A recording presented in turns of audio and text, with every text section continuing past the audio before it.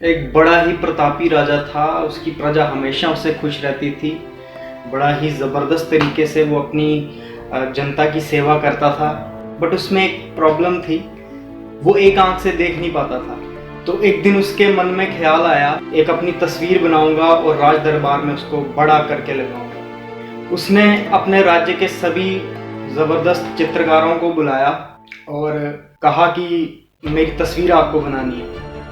तो जितने भी चित्रकार आए थे सब बड़े परेशान हो गए कि राजा की तो एक आंख नहीं है, अगर हम इसकी एक ऐसी तस्वीर बनाएंगे तो शायद ये हमें सज़ा दे दे। तो कोई नहीं माना, बट उनमें से एक चित्रकार मान गया और उसने राजा का जो हुक्म था तस्वीर बनाने का उसको खुशी खुशी एक्सेप्ट किया। कुछ दिन बाद जब वो राजा के पास आया तो राजा उस तस्वीर को देख के बड़ा खुश हुआ।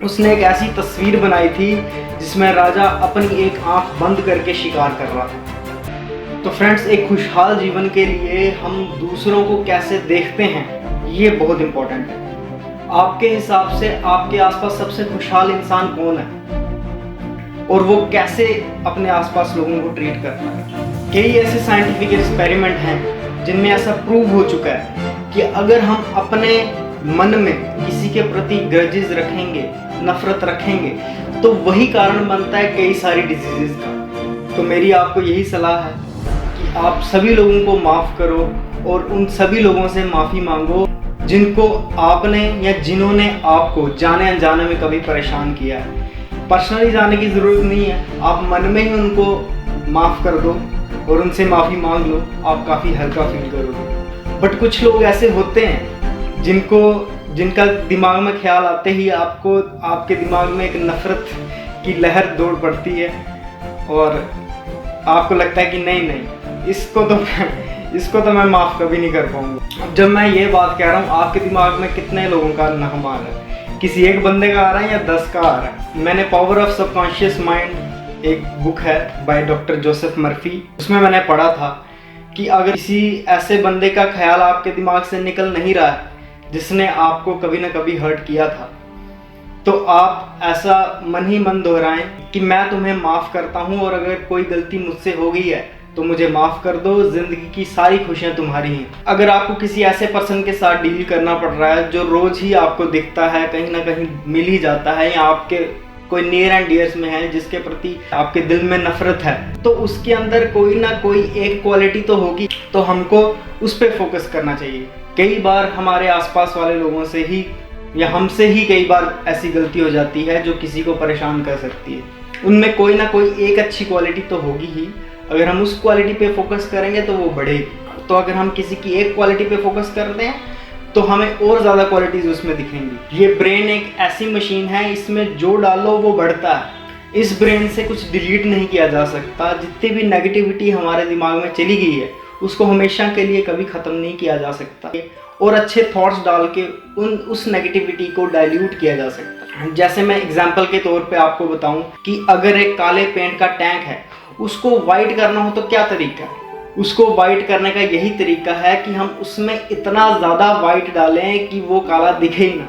तो आज से हम सभी ये कमिट करेंगे कि जब भी, हालांकि लोगों के बारे में ज़्यादा सोचना नहीं चाहिए, बट अगर किसी भी पर्सन का ख्याल हमको आता है तो वो सिर्फ अच्छा ही है, उसकी अच्छी बातें ही हमारे दिमाग में आए। और मैजिक ऑफ थिंकिंग बिग, जिसको हिंदी में बड़ी सोच का बड़ा जादू कहते हैं, उस बुक में लिखा है कि अगर आपने ये कर लिया तो आपको ज़िंदगी में खुश रहने से कोई भी चीज़ नहीं रोक सकती।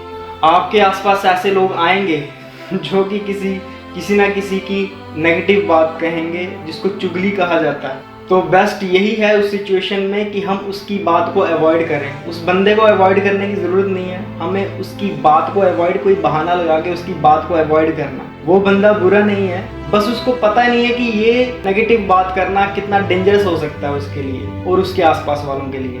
और यही सही चीज़ है करने के लिए, इस पर आप मुझ पर विश्वास कर सकते हैं। मैं भी यही हैबिट डेवलप कर रहा हूँ और आपके साथ मिलके इस हैबिट को और अच्छे तरीके से डेवलप करूँगा।